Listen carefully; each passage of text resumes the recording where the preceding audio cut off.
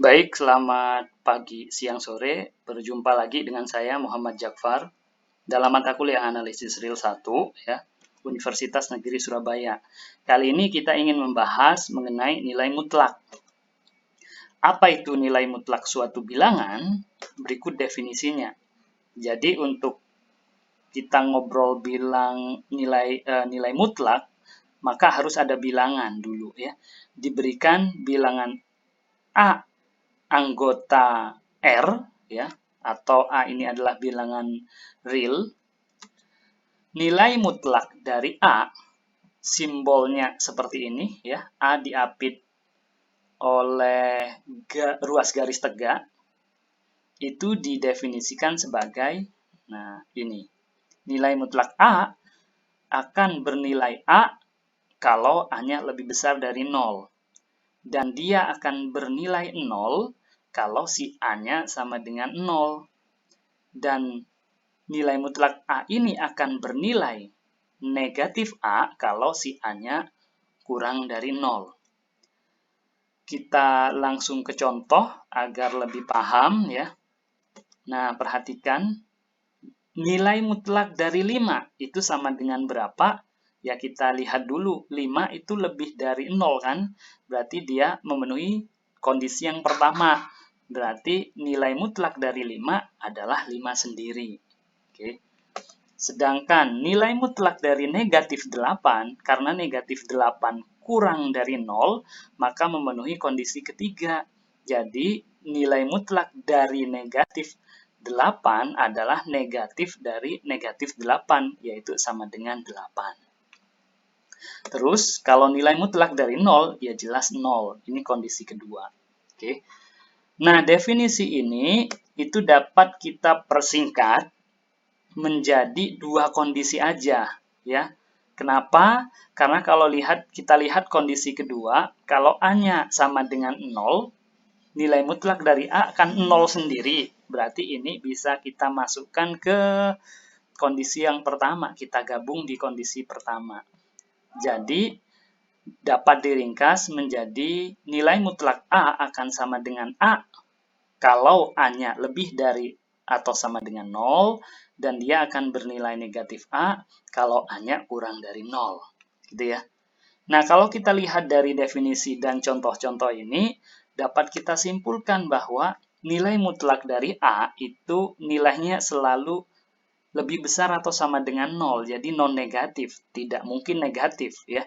Dan kalau kita lebih jauh lagi melihatnya, nilai mutlak A akan sama dengan 0 itu hanya terjadi jika dan hanya jika A-nya sama dengan 0. Gitu ya. Nah, untuk menambah pemahaman tentang nilai mutlak ini, kita cek secara geometris. Jadi, nilai mutlak suatu bilangan secara geometris itu dapat dikaitkan dengan konsep jarak. Ya. Gimana, Pak? Perhatikan, misal ini adalah garis bilangan real, terus titik ini adalah 0. Ya. Kalau A-nya sama dengan 0, maka nilai mutlak A kan sama dengan nilai mutlak 0, yang tidak lain adalah 0 gitu ya. Dan kalau kita perhatikan, jarak titik 0 ke 0 sendiri berapa? Ya 0. Dan sama dengan nilai mutlak dari 0 ya. Kalau A ada di kanan 0, Pak, maka nilai mutlak dari A adalah A dan nilainya positif ya. Dan kita tahu jarak dari titik A ke 0 ini adalah ya sama dengan A ya jaraknya. Dan sekali lagi kita cek jarak A ke 0 ya sama dengan nilai mutlak A ini ya. Dan kasus ketiga, kalau A-nya ada di kirinya 0, maka nilai mutlak A akan sama dengan negatif A. Dan negatif A ini bernilai positif. Nah, kita tahu jarak titik A ke 0 ini ya, jaraknya adalah negatif A. Dan negatif A adalah nilai mutlak A. Jadi, dapat kita simpulkan secara geometris, nilai mutlak A adalah jarak titik A ke titik 0. di garis bilangan real ya. Bagaimana dengan nilai mutlak A min B? Jadi secara geometris juga dapat dikaitkan dengan jarak.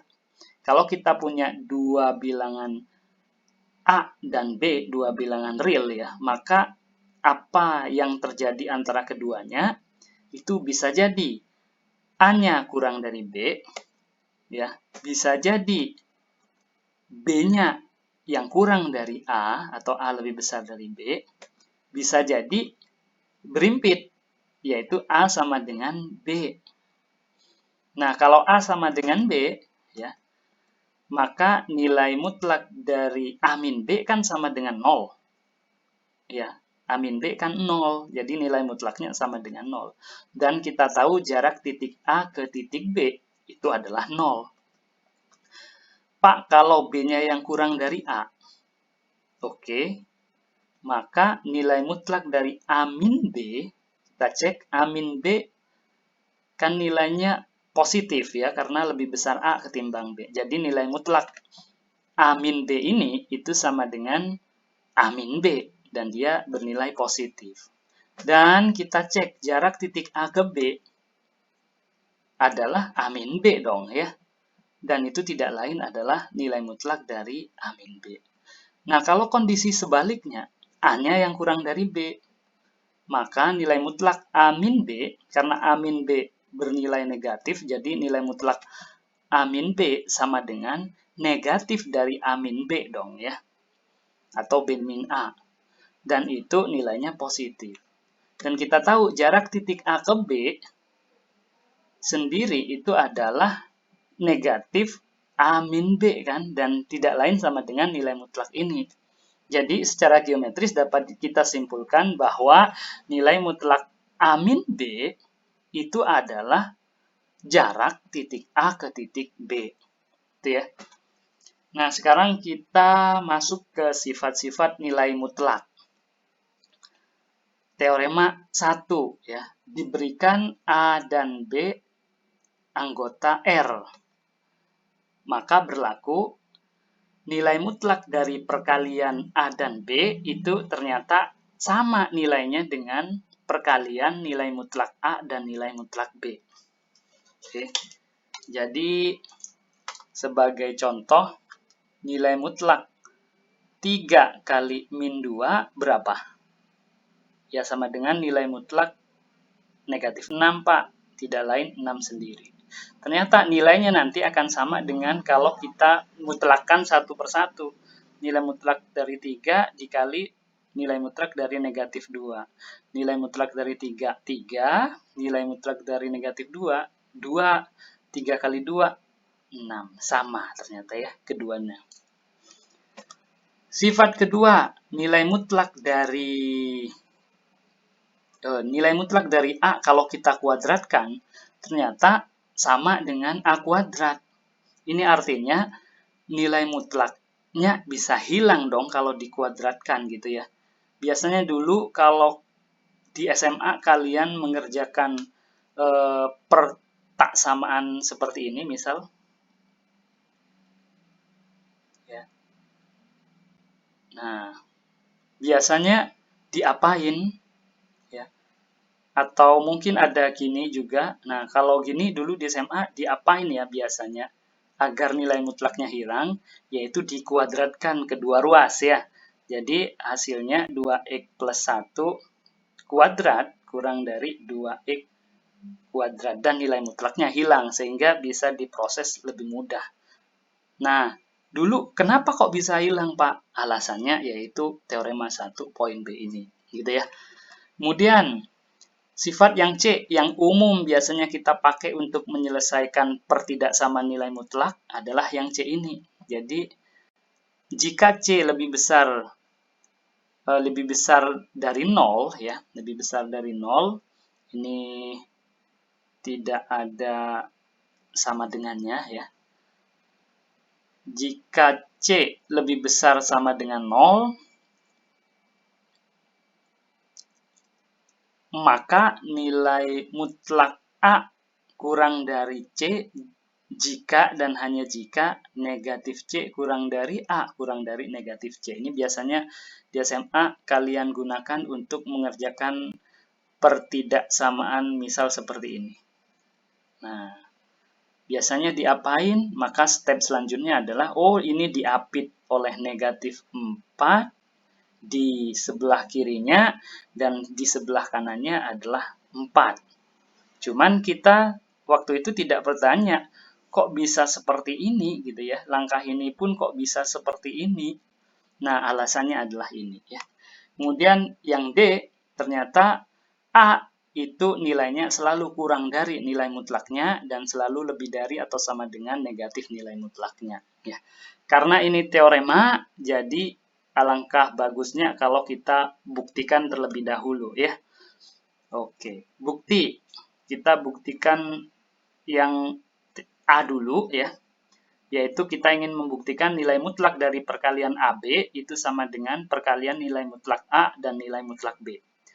Jika salah satu A atau B adalah 0, maka kedua ruas ini itu nilainya 0 dong ya. Nah, kalau sama-sama 0 berarti kan persamaannya terpenuhi. Sorry, ini persamaan ya. Persamaannya terpenuhi, jadi benar. Sekarang, jika A dan B keduanya tak 0, gimana? Maka ada 4 kasus ya. Kasus pertama, A lebih dari 0, B lebih dari 0. Kasus kedua, A lebih dari 0, bisa jadi yang B kurang dari 0. Kasus ketiga, bisa jadi A yang kurang dari 0, B-nya lebih dari 0. Kasus keempat, bisa A dan B sama-sama kurang dari 0 ya kan. Sekarang kasus pertama dulu. Jika A lebih dari 0, B-nya lebih dari 0, maka A kali B lebih dari 0 dong. Sehingga nilai mutlak AB karena AB lebih dari 0 ya sama dengan AB ya. Dan karena A lebih dari 0 berarti A ini juga sama dengan nilai mutlak A dan B sama dengan nilai mutlak B. Jadi persamaan juga terbukti. Untuk kasus kedua, yakni jika A lebih dari 0 dan B kurang dari 0, maka perkaliannya kurang dari 0 dong ya. Sehingga nilai mutlak A dan B karena A kali B ya, karena A kali B kurang dari 0, maka nilai mutlaknya adalah bernilai negatif dari A kali B. Dan itu sama dengan A kali negatif B ya. Di mana A ini sama dengan nilai mutlak A karena A-nya positif, dan negatif B sama dengan nilai mutlak B karena B-nya negatif. Kasus ketiga dan kasus keempat idem. Artinya cara pembuktiannya sama. Karena semua kasus persamaannya terpenuhi, maka terbukti bahwa nilai mutlak A kali B sama dengan perkalian nilai mutlak A dan B. Oke. Bukti teorema 2 yang poin B ya. Nilai mutlak A kuadrat ternyata sama dengan A kuadrat. Buktinya gimana? Nah, ini simple, gampang ya.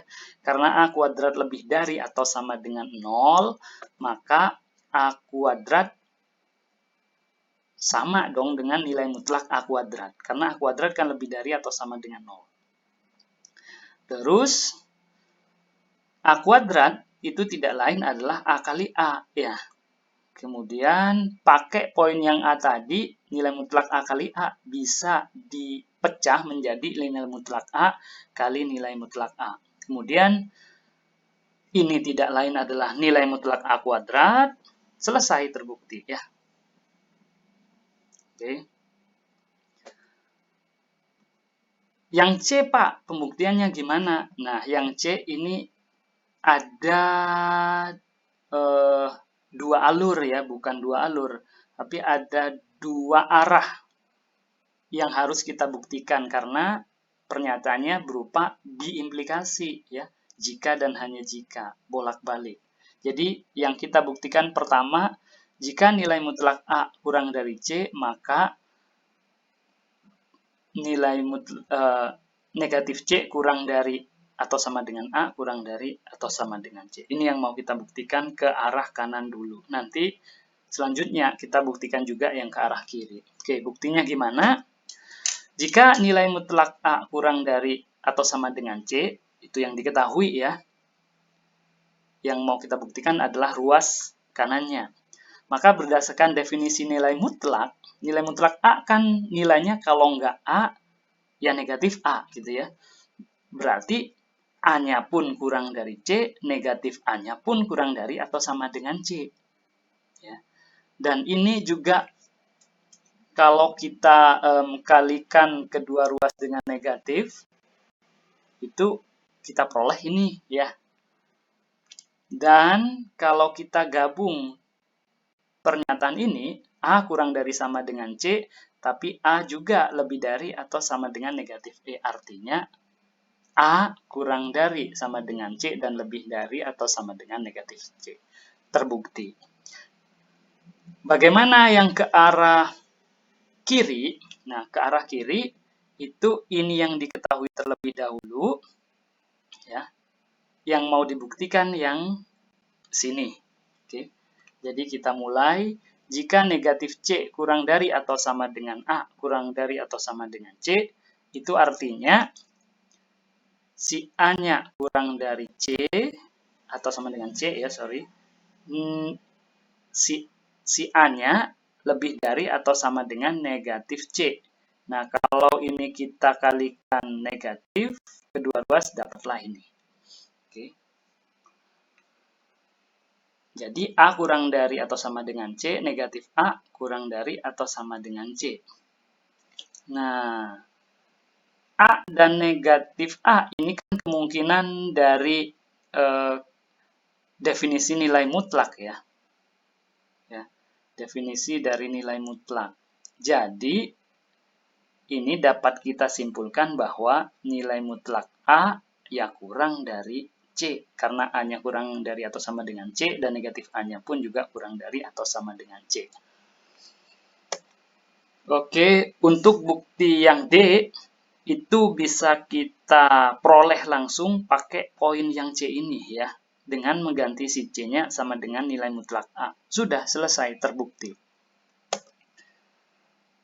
Kita masuk ke ketak samaan segitiga. Ya, jadi di nilai mutlak juga ada suatu ketak samaan yang spesial. Itu namanya ketak samaan segitiga ya. Bunyinya seperti apa? Seperti ini. Jika A dan B anggota R, maka berlaku nilai mutlak A ditambah B itu akan kurang dari atau sama dengan nilai mutlak A ditambah nilai mutlak B. Nah, ketak samaan ini yang kita namakan dengan ketak samaan segitiga ya. Oke, jadi nilai mutlak A plus B itu belum tentu sama dengan nilai mutlak A ditambah nilai mutlak B ya. Ambil contoh yang sama itu ketika misal A-nya 2, B-nya 3. Ini sama dengan berapa? 2 tambah 3, 5. Oke, 5. Dengan nilai mutlak 2 ditambah nilai mutlak 3. Ini juga sama dengan 5 ya. Namun kalau kita ambil contoh yang seperti ini, oke, 2 dikurangi 1, 2 ditambah negatif 1, kan sama dengan 1, nilai mutlak 1, 1. Sedangkan, kalau kita jumlah masing-masing nilai mutlaknya, nilai mutlak 2, 2, nilai mutlak negatif 1, 1, 2 tambah 1, 3. Nah, oke, jadi belum tentu sama. Cuman, kita punya suatu ketak samaan. Ya, nilai mutlak dari jumlahnya itu akan kurang dari atau sama dengan jumlah dari nilai mutlaknya ya. Karena ini teorema jadi perlu kita buktikan. Buktinya gimana, Pak? Nah, diberikan A dan B bilangan real, berdasarkan teorema 2 poin D tadi, yang bunyinya seperti ini ya. A diapit oleh nilai mutlak A dan negatif mutlak A ya. Maka kita punya negatif mutlak A kurang dari A atau sama dengan A, kurang dari atau sama dengan nilai mutlak A. Begitu juga yang B. Jadi kita punya dua ketaksamaan di sini. Terus dengan menjumlahkan kedua ketaksamaan tersebut pada masing-masing ruas, ya, seperti ini, maka kita peroleh, nah ini. Sehingga berdasarkan teorema 2C, teorema 2C bunyinya gimana, Pak? Nah ini, ya, jika dan hanya jika tadi, ya, maka dapat kita simpulkan, ya, yang di tengah ini nilai mutlaknya kurang dari atau sama dengan ini. Oke. Dan inilah ketaksamaan segitiga. Sudah terbukti ya. Akibat ketaksamaan segitiga ya, ada dua teorema akibat ya. Jadi dari ketaksamaan segitiga itu dapat diturunkan ketaksamaan-ketaksamaan yang lain. Salah satunya yang A dan B ini ya, yaitu bunyinya yang A, nilai mutlak dari nilai mutlak A min nilai mutlak B itu akan kurang dari nilai mutlak A min B. Dan nilai mutlak A min B itu akan kurang dari nilai mutlak A plus nilai mutlak B. Karena ini teorema akibat, ya kita buktikan, tapi buktinya mudah langsung pakai teorema sebelumnya, yaitu ketaksamaan segitiga tadi ya. Di sini saya akan buktikan salah satu aja, yang B aja.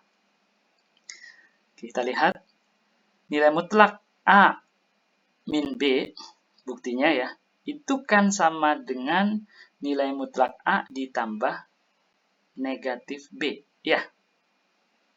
Oke, pelan-pelan. Berdasarkan ketaksamaan segitiga, ini bisa dipecah dong ya.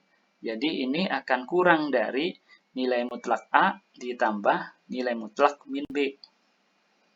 Dan kita tahu nilai mutlak min B itu akan sama dengan nilai mutlak B sendiri. Sudah selesai.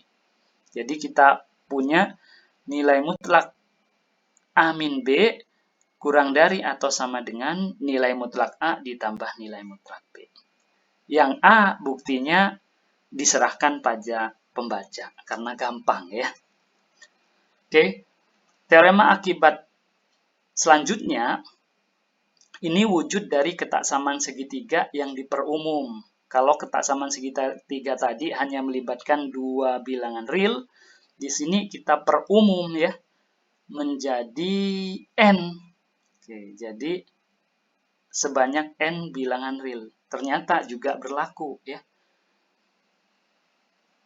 Yaitu nilai mutlak dari A1 tambah A2 tambah A3 dan seterusnya sampai AN ternyata kurang dari atau sama dengan jumlahan dari masing-masing nilai mutlaknya. Oke. Buktinya juga diserahkan kepada pembaca yang ini ya. Dan buktinya bisa pakai ketaksamaan segitiga langsung, tapi di sini karena melibatkan N, jadi kita gunakan induksi matematika.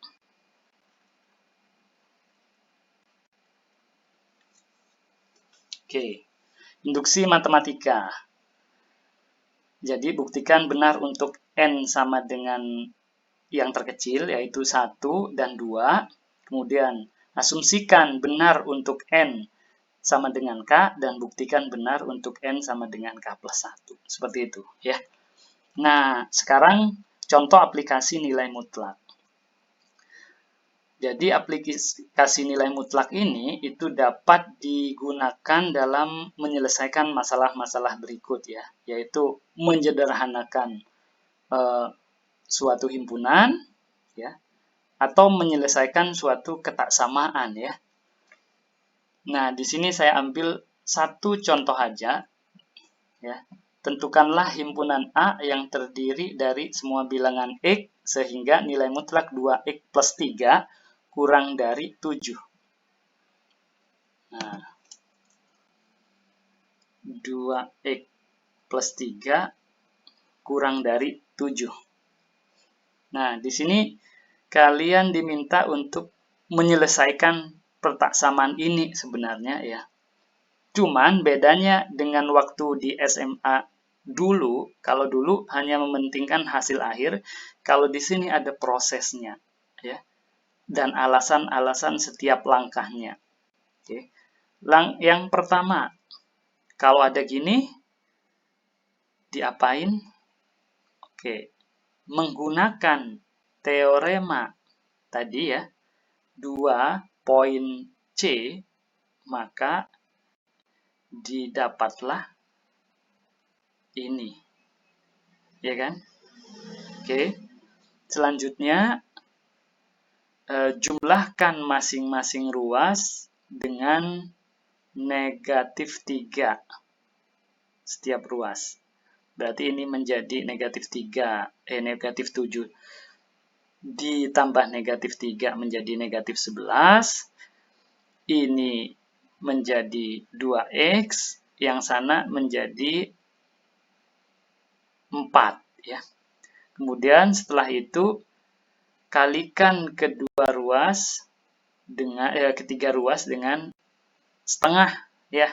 Sehingga ini menjadi 11/2 kurang dari X kurang dari 2.